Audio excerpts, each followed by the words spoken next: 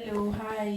Okay, ನಾನಿವತ್ತು ಒಂದು ಸಿಂಪಲ್ಲಾಗಿ ಹೆಸರುಬೇಳೆ ಪಾಯಸ ಮಾಡ್ತಾಯಿದ್ದೀನಿ. ಸೊ ಅದಕ್ಕೆ ಒಂದು ಸಿಂಪಲ್ ವಿಡಿಯೋ ಮಾಡ್ತಾಯಿದ್ದೀನಿ. ಬನ್ನಿ ನೋಡೋಣ ಹೇಗೆ ಮಾಡೋದು ಅಂತ. ನಾನೀಗ ಒಂದು ಚಿಕ್ಕದ ಕುಕ್ಕರಿಗೆ ಈ ಥರ ಒಂದು ಸಣ್ಣ ಸೈಜ್ ಗ್ಲಾಸಲ್ಲಿ 1.5 ಗ್ಲಾಸ್ ತಗೊತಿದ್ದೀನಿ ಹೆಸರುಬೇಳೆನ, ನಮಗೆ ಬೇಕಾದಷ್ಟು. ಸೊ ಹೆಸರುಬೇಳೆ ಹಾಕ್ಕೊಂಡು ಚೆನ್ನಾಗಿ ತೊಳ್ಕೊಂಡು ನುಣ್ಣಗೆ ಬೇಯಿಸ್ಕೊಬೇಕು. ಚೆನ್ನಾಗಿ ತೊಳ್ಕೊಂಡಿದ್ದೀನಿ ಹೆಸರುಬೇಳೆನ. 2 ಗ್ಲಾಸ್ ನೀರು ಹಾಕ್ಕೊಂಡಿದ್ದೀನಿ. ಈ ಥರ ದೊಡ್ಡ ಗ್ಲಾಸಲ್ಲಿ 2 ಗ್ಲಾಸ್ ನೀರು ಹಾಕ್ಕೊಂಡ್ರೆ ಸಾಕು.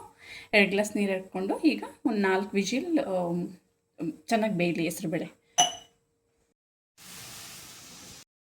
4 ವಿಜಿಲ್ ಹಾಕ್ಸ್ಕೊಂಡ್ಮೇಲೆ ನೋಡಿ ಈ ಥರ ನುಣ್ಣಗೆ ಚೆನ್ನಾಗಿ ಬೆಂದಿದೆ.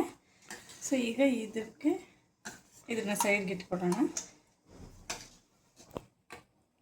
ಇದನ್ನು ಸೈಡ್ ಇಟ್ಕೊಳ್ಳೋಣ. ಏನೇನು ಬೇಕಂತ ಹೇಳ್ತೀನಿ ಬನ್ನಿ. ಬೆಲ್ಲ ಸ್ವಲ್ಪ ತೊಗೊಂಡಿದ್ದೀನಿ, ಕೊಬ್ಬರಿ ಸ್ವಲ್ಪ ತೊಗೊಂಡಿದ್ದೀನಿ, ಒಂದು ಸ್ವಲ್ಪ ದ್ರಾಕ್ಷಿ ತೊಗೊಂಡಿದ್ದೀನಿ, ಒಂದು ಸ್ವಲ್ಪ ಗೋಡಂಬಿ ತೊಗೊಂಡಿದ್ದೀನಿ. ಸೊ ಈಗ ಒಂದು ಪಾತ್ರೆ ತೊಗೊಳ್ಳೋಣ. ಕನ್ಸಿಸ್ಟೆಂಟ್ ಅದು ಎಷ್ಟು ಬೇಕಾಗುತ್ತೋ ಅದು ಪಾತ್ರೆ ತೊಗೊಂಡು 1-2 ಟೇಬಲ್ ಸ್ಪೂನಷ್ಟು ತುಪ್ಪ ಹಾಕ್ಕೊತಿದ್ದೀನಿ.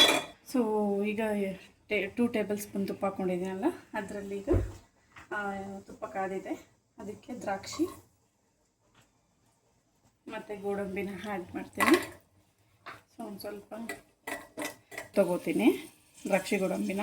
ಸ್ಟವ್ ಆಫ್ ಮಾಡಿಕೊಂಡು ದ್ರಾಕ್ಷಿ ಗೋಡಂಬಿನ ಈ ಥರ ಸೈಡಿಗೆ ತೊಗೊಂಡಿದ್ದೀನಿ. ಇದನ್ನು ಮತ್ತೆ ಲಾಸ್ಟಲ್ಲಿ ಹಾಕ್ಕೊಳ್ಳೋದು. ಈಗ ಇದಕ್ಕೆ ಮತ್ತು ಈಗ ಇದಕ್ಕೆ ಒಂದು 2 ಗ್ಲಾಸ್ ನೀರು ಆ್ಯಡ್ ಮಾಡ್ಕೋತೀನಿ. ಸೊ 2 ಗ್ಲಾಸ್ ನೀರು ಆ್ಯಡ್ ಮಾಡ್ಕೋತೀನಿ. ಚೆನ್ನಾಗಿ ನೀಟಾಗಿ ಕಲಿಸ್ಕೋಬೇಕು. ಅದು ಗುಣಿ ಥರ ಬಿಡಬೇಡಿ, ನೀಟಾಗಿ ಕಲಿಸ್ಕೊಳ್ಳಿ.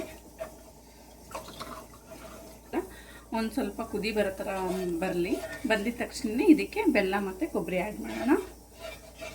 ಈಗ 2 ಗ್ಲಾಸ್ ನೀರು ಆ್ಯಡ್ ಮಾಡಿಕೊಂಡು ಕುದಿ ಬರೋಕ್ಕೆ ಬಿಟ್ಟಿದ್ದೀನಿ. ನೋಡಿ ಈಗ ಚೆನ್ನಾಗಿ ಉಪ್ಪು ಬರ್ತಿದೆ. ಈ ಟೈಮಲ್ಲಿ ನಾವು ಇದಕ್ಕೆ ಬೆಲ್ಲ ಆ್ಯಡ್ ಮಾಡ್ಕೊಳ್ಳೋಣ. ನೋಡ್ಕೊಂಡು ಹಾಕೊಂಡು 2-3 ಮಿನಿಟ್ಸ್ ಬೆಲ್ಲ ಕರಗಿದ್ಮೇಲೆ ಕೊಬ್ಬರಿನ ಆ್ಯಡ್ ಮಾಡ್ಕೊಳ್ಳೋಣ. ಕೊಬ್ಬರಿ ದ್ರಾಕ್ಷಿ ಗೋಡಂಬಿ ಆ್ಯಡ್ ಮಾಡ್ಕೊಂಡಿದ್ದೀನಿ. ಘಮ ಘಮ ಪಾಯಸ ready. Thank you. Bye. Next ವಿಡಿಯೋಲಿ ಸಿಗೋಣ.